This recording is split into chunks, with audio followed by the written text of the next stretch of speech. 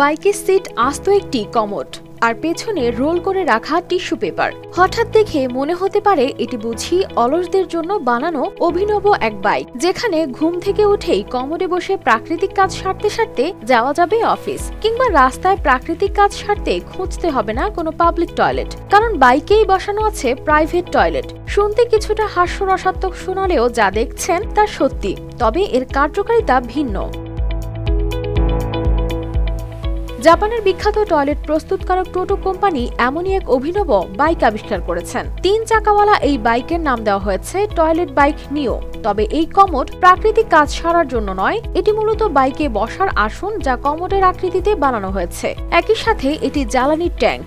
আরও মজার ব্যাপার হলো এটি সাধারণ বাইকের কোনো জ্বালানিতে চলবে না, বরং গৃহস্থালির বর্জ্য ও পশুর মলমূত্র থেকে তৈরি বায়োগ্যাসে চলবে এই টয়লেট বাইক।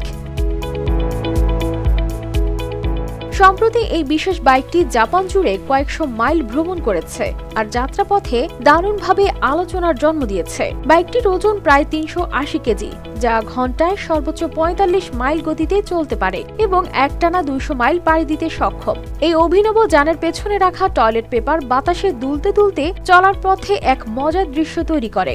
ইচি তানাকা নামে এই চালক বলেন, প্রথমবার বাইকটি দেখে তিনি খুব অবাক হয়েছিলেন, কিন্তু চালানোর পর মনে হলো এটি বেশ আরামদায়ক, এমনকি বসার জন্য বেশ আরামপ্রদ ও মজাদার। টোটো কোম্পানি জানিয়েছে এই বাইকটি বাণিজ্যিকভাবে বাজারজাত করার কোনো পরিকল্পনা তাদের নেই। এটি শুধু পরিবেশ বান্ধব জ্বালানির প্রচারের জন্য তৈরি করা হয়েছে। পরবর্তীতে এটি প্রদর্শনীর জন্য রাখা হবে, যাতে মানুষ প্রকৃতির সঙ্গে সামঞ্জস্য রেখে ভবিষ্যৎ জ্বালানির সম্ভাবনা সম্পর্কে জানতে পারে। কানিস ফাতেমা শিমু, RTV।